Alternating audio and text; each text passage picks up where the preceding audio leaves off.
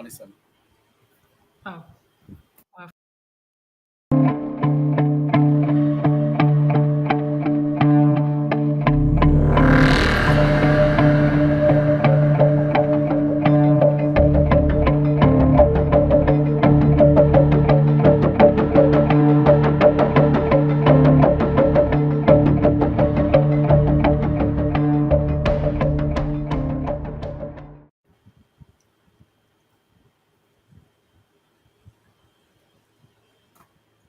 Okay, I guess we're on. Good morning, everyone. My name is Stan Milford Jr. I'm a part of the Paranormal Rangers group. Um, this is the podcast number 27 of the Native Paranormal Crossroads, and I welcome everybody that's here joining us today. Thank you for everyone in the background that makes all of the technical side of this podcast a reality. Uh, Dale, Laura, and Michelle, I appreciate that. And also the infamous John Dover. Thank you guys for being with us. The title of this particular episode is Messages from Beyond. And how that title came about is within the last few days, I had received a couple of dimes that apported here in my house. And I have planned to do what they refer to is a EVP recording session, which is an electronic voice phenomenon recording session. And so, welcome everybody. Hi, everybody. Hi, Stan. Great to be here. Yeah. So, I think with that, if anybody would like to make a comment regarding this particular session, we'll get started that way. Yeah, I'll be the first to make a comment. Stan's haunted. that's what the producer Peter Brogan said to me a few minutes ago. Him and I were talking. He's from Scotland, and he was saying, "So your house is haunted?" Yeah, I said, "Yeah, it is." ever since Stan did an investigation into an office, 2009. 2009, this phenomenon followed him home and coins started appearing. And the interesting thing about those coins is that they all land heads up. You can actually hear them drop. You can hear them roll, spin, or whatever, and they'll always land heads up. And he's had them appear right next to him while he was standing in line waiting to get a muffin in a truck stop. The guy next to him, his eyes were just bugging out because he actually saw the thing appear and didn't say a word, but you could tell he was just frightened out of his wits. We've had him show up at when we stay at hotels as speakers. We tell them, just get us a couple of queen beds, and we'll stay in the same room, and you can kind of cut your costs doing that. It makes it a little more competitive for us to get out there. And we've had coins appear in the room that way. And we've even had coins that appeared that changed overnight to a different coin. The latest one we had, Stan showed it to me the morning. In the morning, it was a 1943 wheat cent that looked like it was copper. For those of you who don't know, all the coins, all the pennies that were made in 1943 were supposed to be made out of steel. If you find a copper one, it could be worth a lot of money. And what happens in that case is we looked at it later in the day to to verify that it was copper with a magnet, and it was now a different year coin. So just weird things happen. But yeah, Stan is definitely has Casper running around with him all the time. It's interesting, Stan. Today we call those hitchhikers. And, that is a term that's getting well known out there in the euthanology world. You visit these really interesting places of paranormal influence, and people have brought these things home with them. And Right. so you have to look at it. What is the message in that? Are we Right. genetically tied into the other side, the beyond? Um, I want to share a story that happened this year. I had gone to the Academy Awards, and at the end of my trip, I was at the hotel and we were having dinner outside. And this woman came and sat next to us, very well dressed. She had a fur coat. It was a very, very cool evening. The breeze off the ocean was coming on, and of course they have a overhead hanging heater, those butane that warm people up at the restaurant. My team had excused themselves, which normally they wouldn't. They would sit there and chat all night if you let them. But this particular night, they they said, we're tired, we want to retire early, and it was I would say about 9 o'clock, and that's very unusual for the crew. So they were left, and it was her and I just left alone. And what was really interesting, she was asking me what I did for a career, what some of my hobbies were. The interesting thing that came out was an unusual conversation. I didn't understand. Her languaging was very different from ours, even the verbiage and the slang that she used. And so it was interesting. So I just listened. I made no, comment like, you're a little bit, where's that coming from? Where, that influx of language. Yeah. Yeah. And so she started asking me questions, and it was really interesting. And she says, we know who you are. That was one of the comments she made. And so she goes, do you mind if I ask my two companions to come down from their rooms? They usually go to bed early. And um, so there was a smile, and it was in like within seconds, these women were like right there, and I was like, how did they get here so fast? It was kind of like one of those, okay. But I didn't make anything of it at the moment in time. They sat down, and one of the things they asked me was, what was my background in more in the Christian sense. They asked me if I had believed in, a higher spirit, or a higher law, a higher person. And I gave them my response, and for public purposes, I just want to keep that intact with me. But it was really interesting. She says, do you mind if we give you a blessing? And all three of them put their hands on me and everything. And it was wonderful. I mean, the energy was very positive and very calming, actually. And there was a point I was thinking, I really don't want to leave this conversation.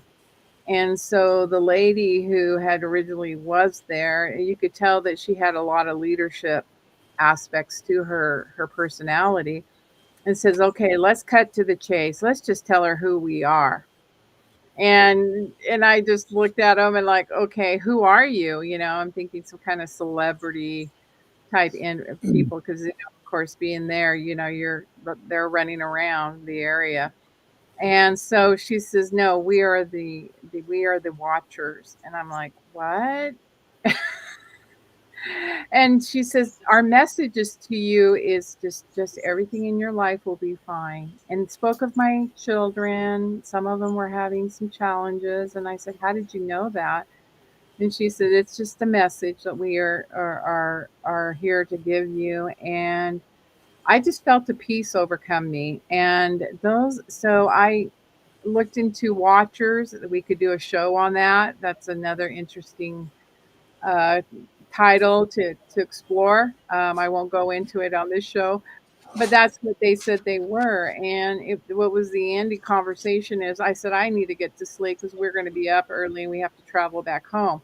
So they said, here's the thing you have to remember. I said, what are you guys doing tomorrow? And she says, oh, we're going to be flying out, but the one thing I want to do is to go see the Hollywood sign. And I said, you can't. That road is blocked off. It's they have that surveying, And she goes, oh, we have our ways. We have our ways. And so that was really quite an interesting conversation, and nonetheless, but they left me with a feeling of calm and peace. So that was in itself a message for me to be calm and peace, and that things in my life will go fine. It's So pretty that's amazing. Beautiful, These beautiful. experiences that people have that uh, can happen at any time. It's like the coins. Um, hmm that was the furthest thing from my mind is any type of paranormal activity or anything like that. I just got through washing and brushing my teeth and everything, and then out of the blue, the coins materialize, and they refer to coins and other things like that, material objects that appear or move from one place to the other, as an apport. Um, this term comes out of the spiritualist movement in the late 18th and 19th century, hmm or actually the 19th and 20th century.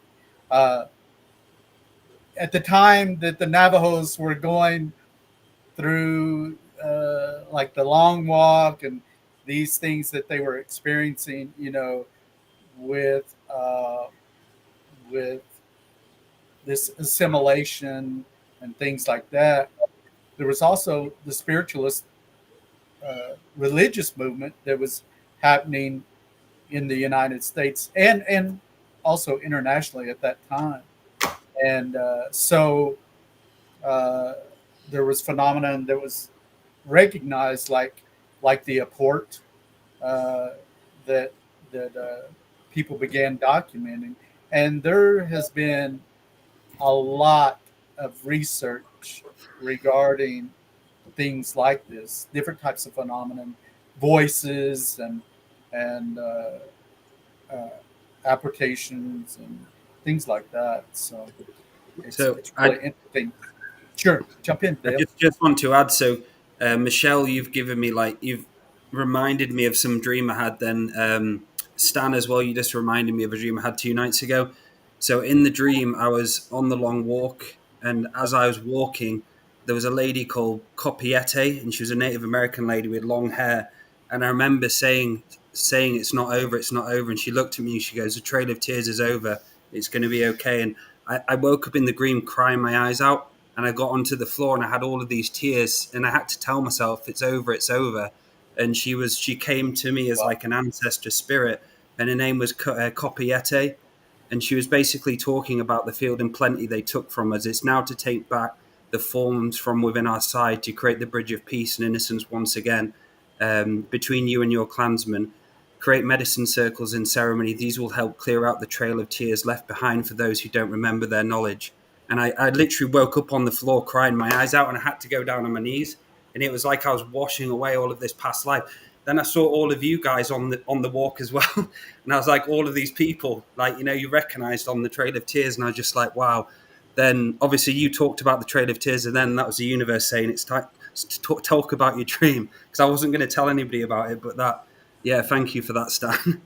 That's, yeah, Sure. beautiful. I have ancestors and relatives that have both walked on the Trail of Tears, which the Cherokees and other tribes that were later referred to as five civilized tribes, Cherokee, Choctaw, Seminole, and the Creek, hmm that participated in that.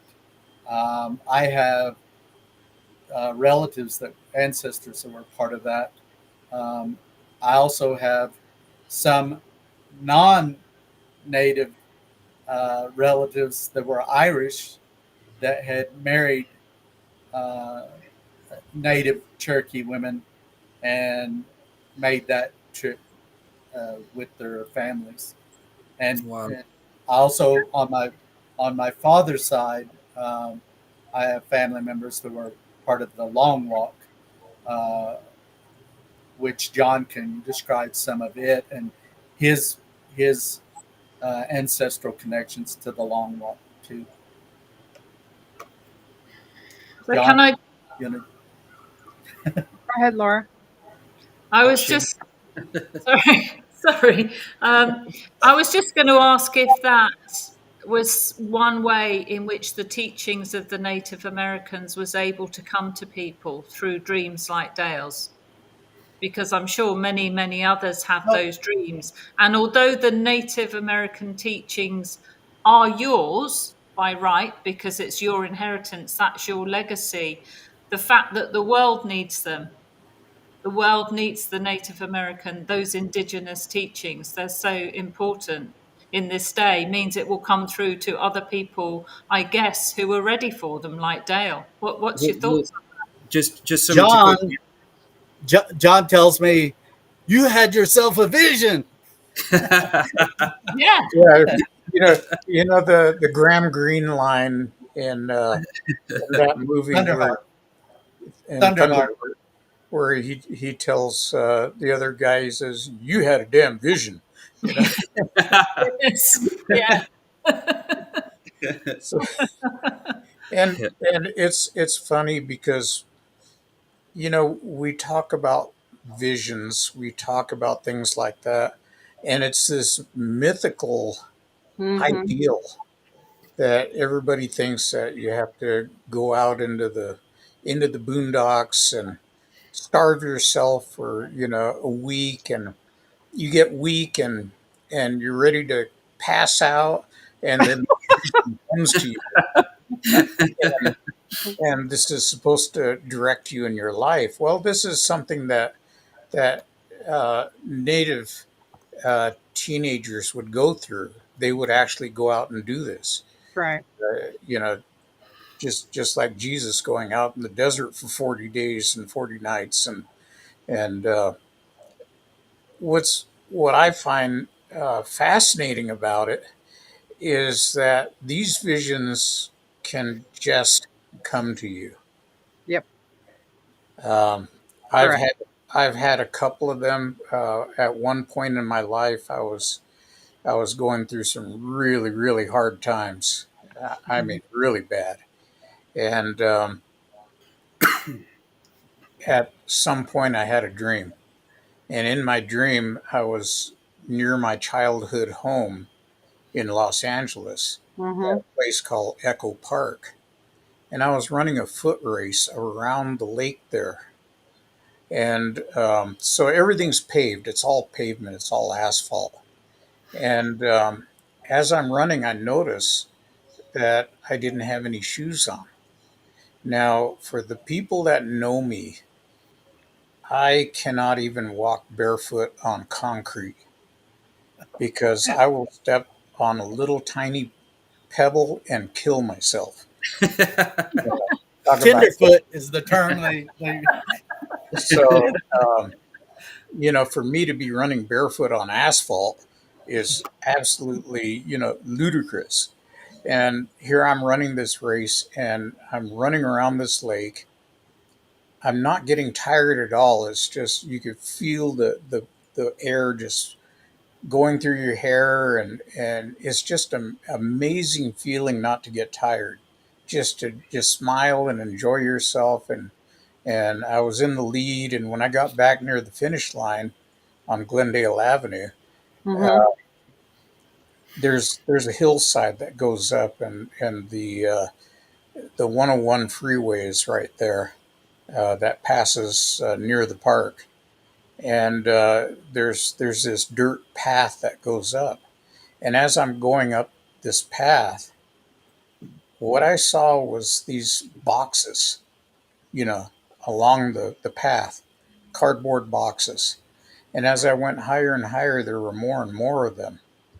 And pretty soon I'm in a kind of like this channel of boxes on either side of me. And then the boxes are on top, and it's starting to close in, and I'm going through a tunnel and it's dark. Next thing I know, I was literally being born, and I'm all hot and sticky and wet from blood and amniotic fluid, and I noticed that I could not talk. And I'm thinking to myself, how come I can't talk? Where'd my voice go? Where's my speech? And it was just a profound feeling. They put me on my mother's stomach, and the umbilical cord was still attached, and I could feel the pulses going through the umbilical cord. I could feel her heartbeat Oh wow. through her body. Hmm. And at that point, I realized that everything was going to be fine. I was being reborn, and everything was fine. Now, a lot of people that believe in reincarnation are probably saying, "Oh, you're you just went back to when you were born and you realized that you lived another life." Uh, be what it is, I have no idea. I don't know enough about it, but I have had people tell me that I had been reincarnated from the past. That at one point they said I was at Thermopylae with the Spartans and the Athenians. Uh, Oh, I I don't know. you They yielded the sword. they just told me that we were all bloody from the battle, but I have no idea. I don't put that much on myself to say, oh, I'm something special. Um, so until there's something definite that comes out of it, uh, it's just in the realm of what if. So, but that was a real profound experience for me, and ever since then, I've been able to put those bad times behind me and move forward. Wow. You Well, know, Jonathan, go ahead, I Michelle. think sometimes allegorically speaking, people like to interpret for us what it is. And being Native American and our bloodlines, we being a visionary people, you know, we don't always have to understand. We just have to know that we possess these gifts. And I think earlier on in one of our earlier shows, I talked about coming through the state of Washington and Idaho when I went up to Washington and went back in time. There's a message in going back in time and then seeing on the Columbia River, and then going back to, I would have imagined the 1700s, maybe earlier, seeing Sacagawea and her party. I mean, and then you're going, wow, what is this all about? And getting lost on the trail yourself where we took a wrong turn. So I think there's messages in that too, here's a historical person. There's something in that for me. I have never been able to get clarity what that was all about. I just know that I had it. And maybe it was just to know that within me, when the times are right, that we're supposed to have these visions, maybe for something later in our lives. Like you said, when you're having challenges or you can draw back and all of a sudden at one moment the clarity comes through because we needed that particular vision for our lives and I such. And think I think human consciousness is something that we don't fully understand. I mean, we don't fully understand the roles that dreams play in our lives, and the meanings behind it, and the voices, that messages that come across from those dreams. I think you know when when we cross other planes of existence. Let's say when we transition from our physical body to the next plane of existence, Right. There may be the retention of the knowledge and and what we've learned within this life that we're at right now, but there may be information from previous lives before that. So when we cross over from this existence, it's it's like a very rich, wealthy man doesn't take any money with him. He doesn't even take a single coin with him, you know. The irony. But we do take memories, and we do take Hmm. consciousness into that next plane of existence. The other thing is, just like what Dell said, you know, he had this experience in connection with indigenous peoples and native peoples, and but on that other side, you're not. It's not about your skin color or, you know, those kind of things. I think that you can make those connections for whatever reason to you know, for a certain purpose.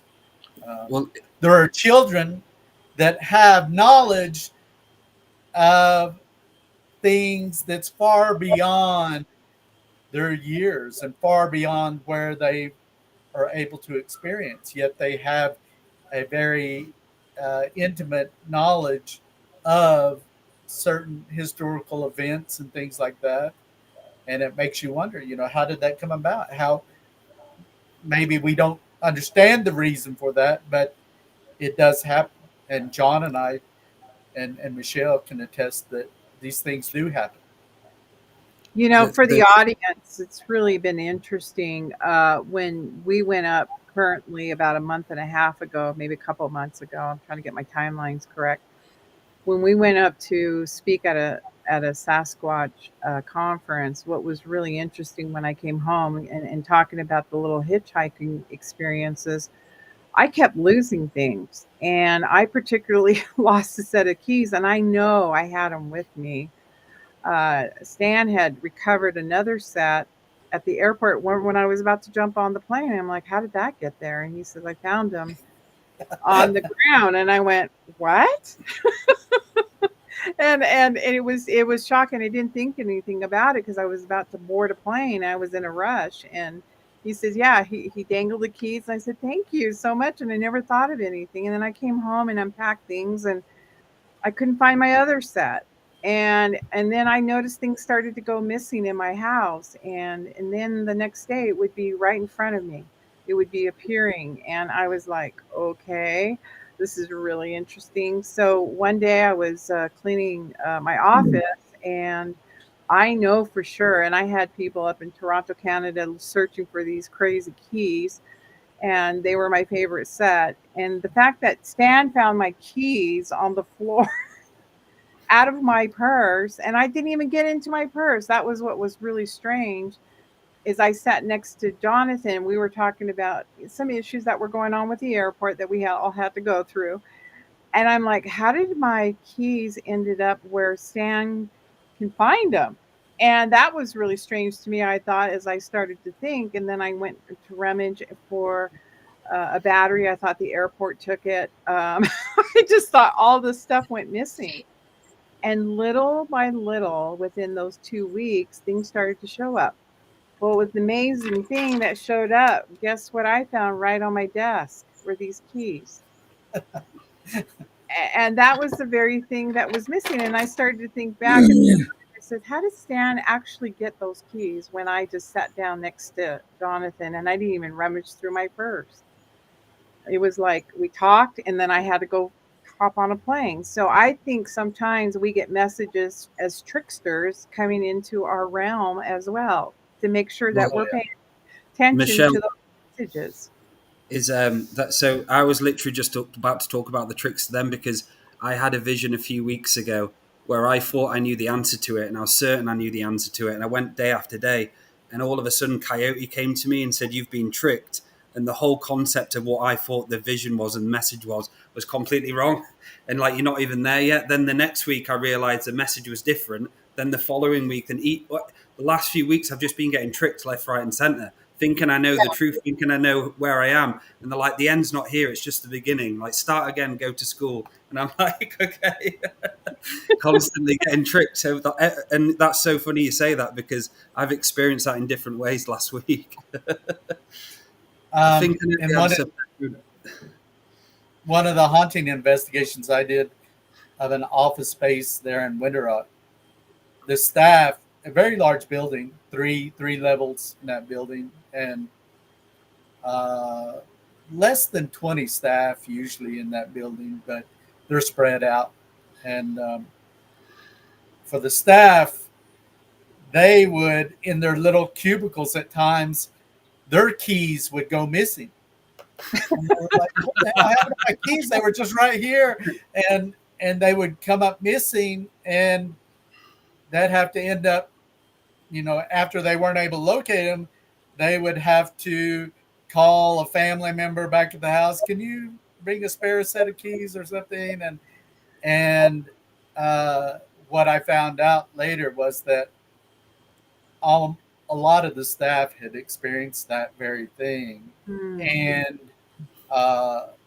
one of the custodians later located this one spot where there was a big pile of keys that were just all piled up.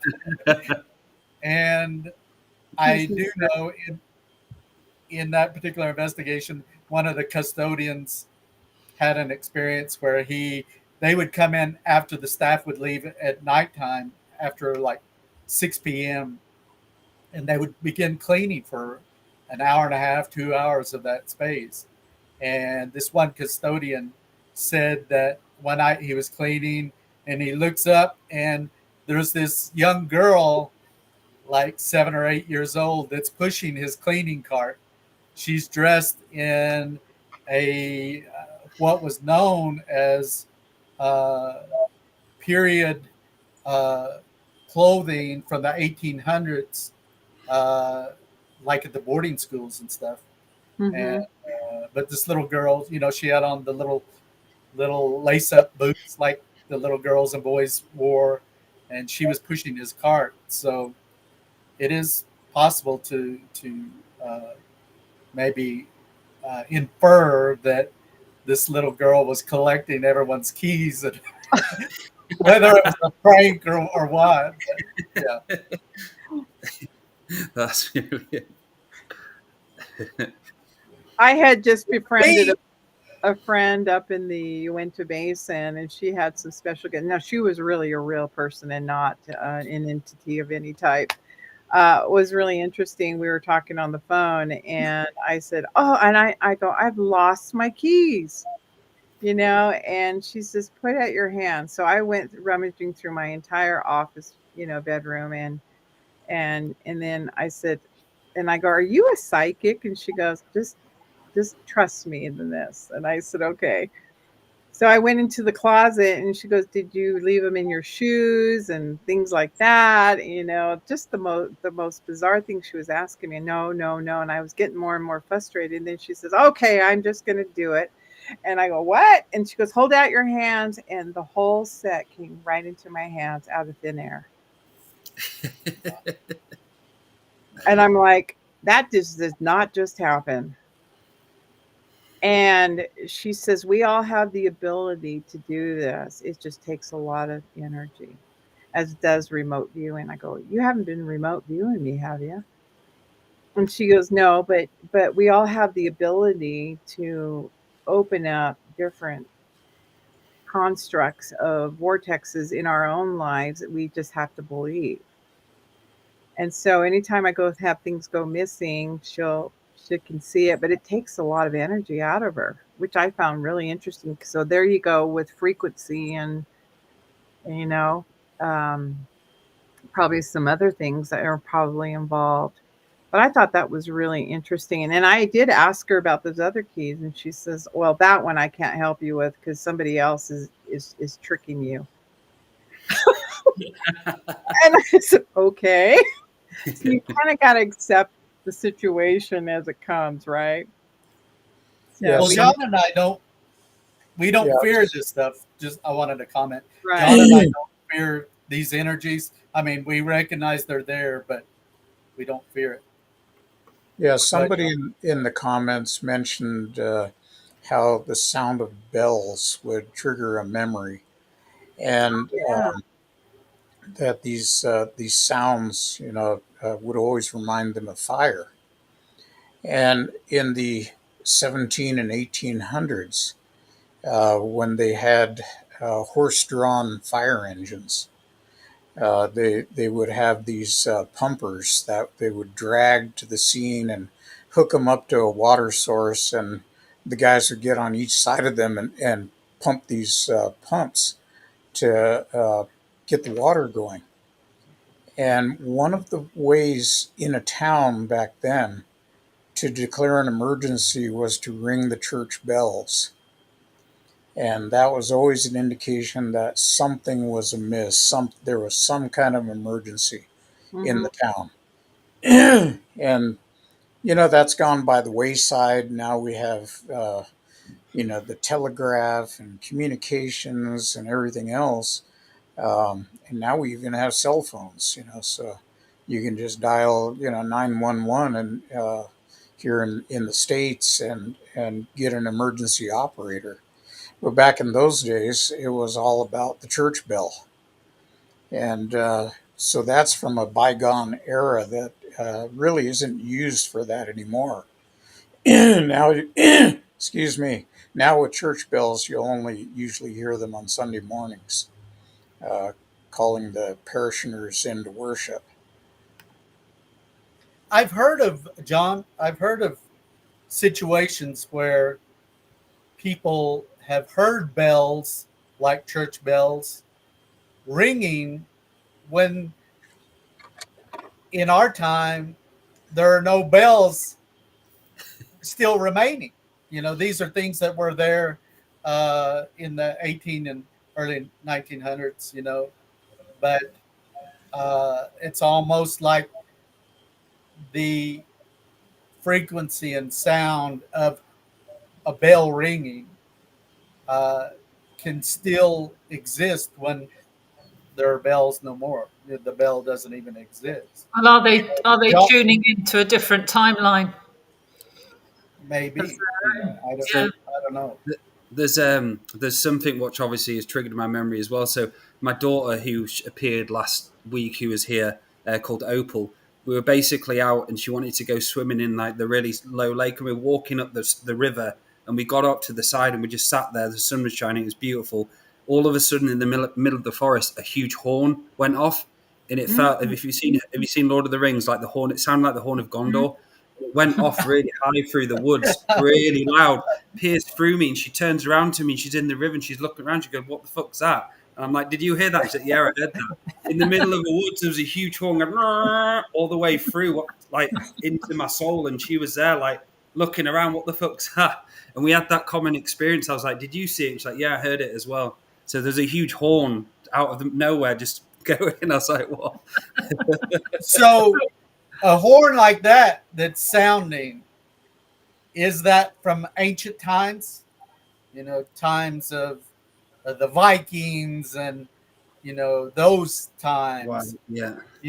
John and I, we've talked about an experience I had where we were at a place called Canyon de Chelly, and at one of those locations there was a massacre of Navajos by Spaniards who were shooting at the Navajos that were up on a cliff area and massacred them.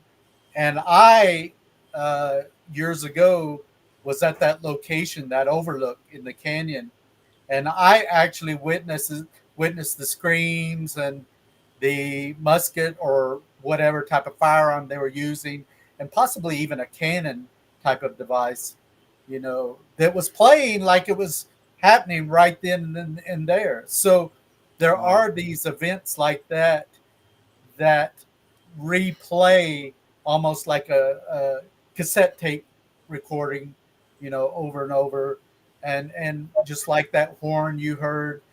What I'm very interested in, I told you that I would be using a digital recorder to capture, see if I could capture a voice related to my coin port.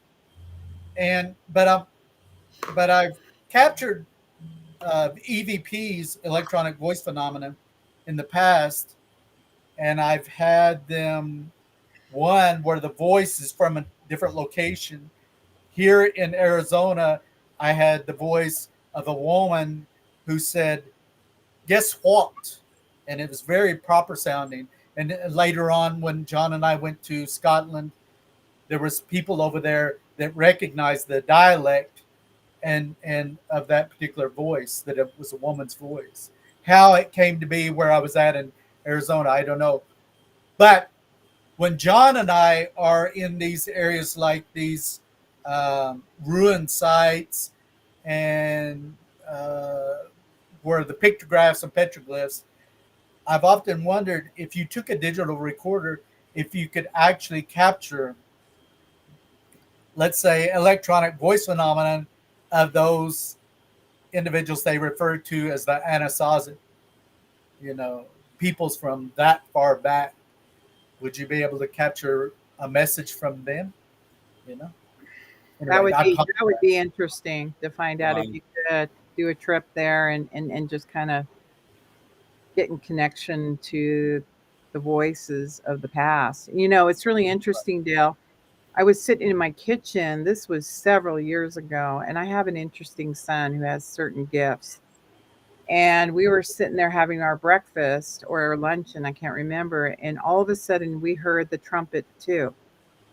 And there was a phenomena, and I researched it on YouTube, that was going on, that people were hearing these trumpet sounds all over the world.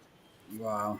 And and so my son, of course, went to a biblical place. He said those are the open seals disposition, deposition, what do they call it? Disposition of time, where the seven seal. And he went back into Revelations, and I said, son, we can't interpret it. I said, let's first of all find out scientifically what's happening here. But it sounded like a ship was coming in, the horn of a ship, like those big billow horns that come in, Yeah. woo, kind of thing. But this had a more of a trumpet sound too, also.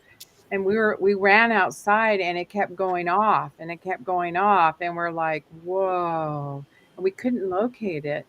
So I did some researching, and there were a lot of people in Russia, in the UK, all of China, all over the world, that were capturing this on YouTube cameras, their phones and such, and it was the exact same sound.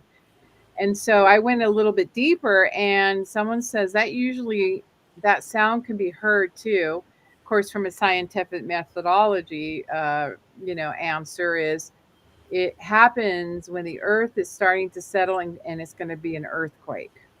That sound can also be heard. And I'm like, wow, there must have been a lot of earthquakes that day. Wow. Um, you kind of got to look at it all. And I thought that was a very interesting sound. So, but then Salt Lake did have an earthquake, a 3 point. Oh, One so thing, that was really interesting too. So we got to look at those aspects of it too. It's, all too often we have these disasters that occur around the world, Yeah. and we come along, mankind and humanity. We come along and we build our societies and our cities, and uh, we experience these disasters like earthquake and volcanoes, tornadoes and hurricanes. But what man doesn't stop to realize is that the earth is constantly in change. It's constantly growing. And I almost look at it as a living entity. Right. If you look at indigenous teachings and stuff, and talk about things like Mother Earth, and that the Earth itself is almost like a living entity. It's constantly growing and evolving and changing, and and so we experience these disasters. But when you build these cities and areas like you look at Tokyo, and you look at the earthquakes that Tokyo experiences and stuff. Um, we come along and we expect everything to stay the same. You look at, John's from Los Angeles, and we go out there from every now and then, and you look at these big mansions on the coast, and Hmm. all of a sudden the coastline erodes and these mansions are falling into the ocean, and people are screaming, and but that's, to me, I look at that and I think, that's our own doing. That's man's own doing. We expect everything to stay unchanged because we come along and build things, and it's not going to do that. The earth will be here long after man is already gone, and it'll continue to change just like it did before we were here. That's my thoughts. Wow, and it's great, like hearing Michelle, hearing Stan, Jonathan, just hearing your perspectives, because you're talking about subject matter, but you're all giving different perspectives of what potentials could be. So instead of looking at one way, because what you said, Stan, was horns throughout time, maybe potentially someone echoing throughout time to me as an ancestor, or some of my soul family. And obviously, Michelle, you're talking about the earth now. So it's like, in my mind, I'm like, there's that potential in that. And it's so great we have these shows and you have the investigation where you're understanding what it can be from the science as well. And that's what's needed, is science and spirituality to blend together in balance, and for people to understand it more, instead of you just saying some concept and they're like, what does that mean? You're kind of connecting it all in kind of like a fabric, in like a, what's the word, like a shawl or a cloth or something like that. Really, really, yeah, cool shit.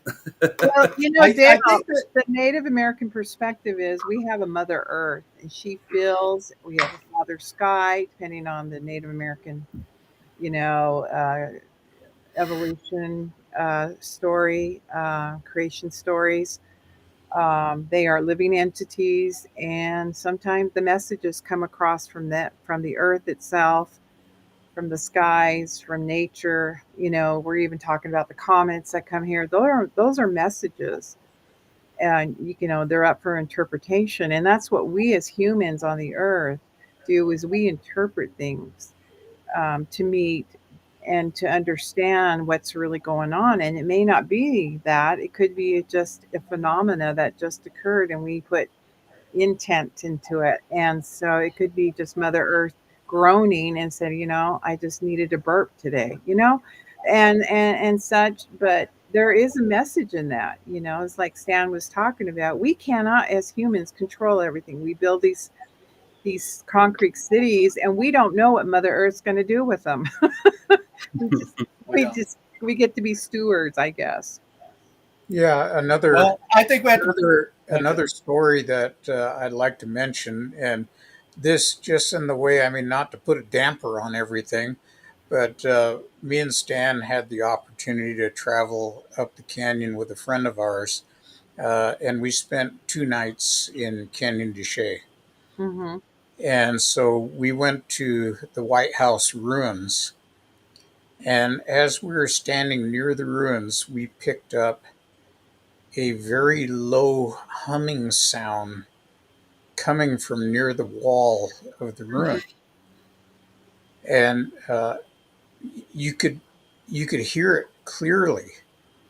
It was just this low humming sound, and we'd move toward the wall, it would get a little louder. We'd move away from the wall, it would disappear, and you could pick it up in just certain areas that you were walking in, because of the acoustics. The it was hot. Uh, there was no wind, and we kept walking around trying to pinpoint where this sound was coming from, and we couldn't. So we just kind of wrote it off as one of those oddities that happen. As we wandered around, we said, "Okay, it's going to be time to eat. Let's." And then we found out that well, there's some bathrooms nearby that the Park Service had put in. It's about maybe 100 yards away from where the White House ruins is, and we went over there. And these are modern Park Service bathrooms. that have basically composting toilets, and we noticed that their ventilation system, which was solar powered, um, would direct the air out of the pipe that was coming out and into the atmosphere. And there were four of these toilets up there with these uh, fans running, and collectively they made that warbling sound that was almost otherworldly. And we said, "Oh, it's the toilets that are making That that is a great sound." teacher, that. That is, yeah. And what was kind of cool about it is that this sound traveled 100 yards. You couldn't hear it between the wall of that canyon and the toilet itself. Until you got right up on the toilet, you could hear it. And when you got close to the wall, the acoustics was picking it up and redirecting it. And so, as Clouseau would say, the mystery is solved. It was coming from the loo. I guess in that case we could say we are officers of the loo. But Oh, we great. found the reason for it. It was very curious, but we started imagining how many people had this mystical experience and went away with this vision of the spirit speaking to them from the wall, and there was a bunch of toilets from 100 yards away. I love it. I love it. So just goes to show that sometimes there are human reasons why things happen, Right. and you Yes. can't just sit there and have your mind open so wide that your brain falls out. You actually have to start saying, okay, could there be a terrestrial explanation for this? Right. Let's start eliminating all the possibilities, and then what you're left with is sometimes strange. Yeah. Sometimes there's a fine line, isn't there, where you're not sure. Like, I had a particular brooch of my grandmother's that I loved, and it was a musical brooch. And after she died, her stuff was kept in the wardrobe in my room. I was only about 7. And I remember I walked in and the brooch started playing. Now, whether it had been wound up and suddenly released, who knows? I like to think she was just talking to me. So sometimes there is a fine line, isn't there? You don't know whether it's spirit or science. It's whatever you feel it. For me, it was a message from her, and I told myself never forget that because I wanted to maintain that connection with her. So sometimes it's just like an individual message, however you want to take it. I've experienced here in my home one time when I encountered a scent, a fragrance was my mother's mother, my grandmother from Oklahoma, Viola. She she wore this brand called Avon, and a lot of grandmothers use that same talc powder. After you Yeah, I after you remember that. bathe, I you remember use that. Avon Yeah. and it was a very distinct scent of what she wore, and all of a sudden, in the entrance to my hallway, here where I live, there was this scent, and it was very clear.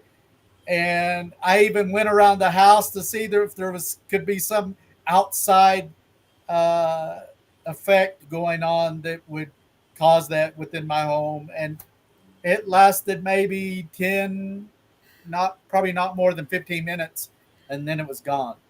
And she had passed, decades earlier, but I experienced that. You know, you sometimes it's going to be sound, sometimes it's going to be smells or odors. There's going to be a lot of different things that we can experience and encounter that are messages, I guess. Wow. I guess that's why they call it six senses instead of the five. Right. Exactly. Yeah, and it's interesting because you know there are also some rancid cells. When I was on Skinwalker Ranch, I had a pair of night goggle vision. I talk about it when I speak at conferences, where I could see the entity through my night vision, but I had never understood what that sulfur smell is. You smell it near a water source, usually, somewhere that has a high sulfur content. Content. And when we had blessed the land in our way, as we came up, the scent of sulfur came out, and I was like, "Ooh, stinky, stinky." And all of a sudden this ghost comes out, and he's having a good old time, and he's waving, and he's moving like he's so happy. And then someone in the group says, "Oh, usually when you smell sulfur is because there's a paranormal ghost there," and he was absolutely correct. And so that's really interesting how that message came through. Well, Well, I Michelle, think there's references to sulfur in there, John, within the biblical sense. I mean, sometimes it's associated to evil and demonic well, stuff and things Yeah. like that. Stan, But funny. besides flatulence, The So ghost it's part, excuse me. it's really funny you say this. So I've had various dreams where I've been in the dream for hours. It feels like hours upon time. I've woken up in the dream, going around the dream world, and all of a sudden this has happened to me lots of times. I'll go up to this being will come up and communicate to me. All of a sudden I'll get this strong sulfur, but it's kind of like vile, and it would just I'd smell it and I'd Yeah. wake up and I kept having them. And I asked Andrew, I was like, why do I keep getting these dreams when I'm out there, some beings come up to me and I get this really nasty sulfury smell. And he goes, that's negative entities. It's your spirit telling you that there's something negative there. So when that strong, Mhm. really nasty smell, it's basically a pheromone telling you to walk away. And Andrew told me that. well, I was, yeah, that makes sense. I was like, I've experienced that in haunting cases. I've Uh-huh. experienced that in Bigfoot related cases. Uh-huh. Um, so I think that you know there's different experiences, yes, yeah, and at times it's going to be interpreted. You know, Right. you may have a group of individuals, but each one of them may interpret that sense or experience differently. So, I think it's open to interpretation at times. yes, But I definitely. think I completely agree. we're getting close to the end of the hour, I believe. This has So, been a if fun anyone, conversation, to be honest. I've enjoyed it. I Mhm. appreciate you giving me the opportunity to introduce, this particular episode. I had fun, and so anybody have any last minute things they want to contribute to this? Yeah. I know there were some good comments. Thank you for the Yep. comments. Stan's still haunted. Yeah, that's very true. Whether he He's wants to be or not, it's there. Well, my last comments are, these phenomena happens, and people sometimes don't understand the phenomena and their messages. And the reason why we wanted to talk about this because of the messages that we have gotten through our experiences. And I know that Laura and Dale and everyone on this panel has always had experiences that sometimes you don't know how to communicate those experiences. And until we try to interpret them or we try to find the reason, sometimes there's no reason, and we just have those experiences. And I think it's to make us aware that they're happening. And some of it could be scientific based, some could be, you find out the toilets are backed up, um, but and humming, solving that problem, that experience that could have been interpreted as, a paranormal. But investigate, investigate, investigate. That's my new mantra. Investigate it well, and then and make those, sounded, decisions of what you're interpreting to share with others. And I think this has been a wonderful subject matter for us today so that we can explain that we also have these experiences, but some of them can be solved. Yes. I And think sometimes it takes we time. are on a journey. I think we are on a journey throughout our existence. Our spiritual, our spirit travels from different planes of existence through the current life that we're in now. But the underlying thing is we're there to learn, and we're there to share with each other, and to help each other and care for each other. So I think all of this paranormal stuff that happens, we are blessed to be able to experience it. In the last episode, John and I, we talked about being sensitive to these kind of phenomena, and but I really think it's a blessing for all of us to be able to experience this, as opposed to going through life with just blinders on and going to and from work. And there's more to life than that. We need to look around. We need to experience things. We need to help each other. Well, Absolutely. there's more than just our dimension, isn't there? And I think sometimes I'd also say you can get a message and it won't be evident to you what it is, what it Right. means. But sometimes it takes a while for it to unfold. And even maybe a few years later, you'll realize what it is. And the Right. other thing I'd like to say is it also works the other way for me, at least. And I know other people that you can ask and speak to whoever it is you believe in the unseen world. So I might speak to my guides or whoever it is for you. And you Mhm. do get answers back. But you, as Stan was saying, you have to be open to receive them and not just dismiss things.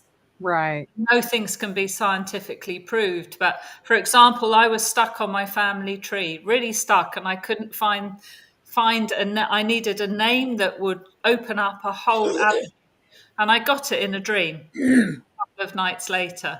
And at first I thought it was the name of a place, and then I worked out it was the name of the name I needed. And when of course I looked it up, and I've got opened up the whole line. So I know my ancestors were working with me on that. So I think it's a question of not dismissing straight away, being open and giving things time to unfold. And you might forget about it for a while, and then suddenly it might come back. I don't know. Very true. Well said. Well said. Beautiful. What a Wonderful. show, guys. Yeah, Thank you. and thank you for Thank you, everybody. everybody. Everybody that was online that shared things that happened to them and that made comments, because we go through all this stuff and a lot of times we keep it to ourselves. We don't even tell our families, our best friends. Because people are going to think you're crazy. We are crazy. Yeah, we are. And so, Well, we're so, happy crazy, we John. don't talk about these things. You're told, keep it to yourself. And for us, telling these stories with you Right. is actually good therapy for us too, It to is. get these stories out and get them off our chests. Yes, So to speak. I think many Well, people have these experiences, I think nearly as my everybody must have had something like that, some message, and wondered what it was, even if it's a white feather, right? Nearly everybody has. So I think doing shows like this actually makes them feel they're not crazy and they're not alone. Or you are crazy and you my, just join us because it's a good place to my be. sisters, my older sister Deborah, has a saying that the paranormal is very normal. So, and I Yes. agree. Love it. I love Yes. it. That's It's the new normal. Yeah, the new normal. Well, thank you, everybody. It's been a great subject matter. It's been fun. Yeah, don't forget to sign up at paranormalrangers.com. There is a membership. And please give us like and subscribe and share. And John's just promoting Stan is promoting his new book here that's out in October. October 1st. Yeah. Thank you, Thank you, everyone. Paranormal Rangers. Thank you all, everyone, for your support. Yes, Nicola, we are all crazy here. Yeah. Thank you.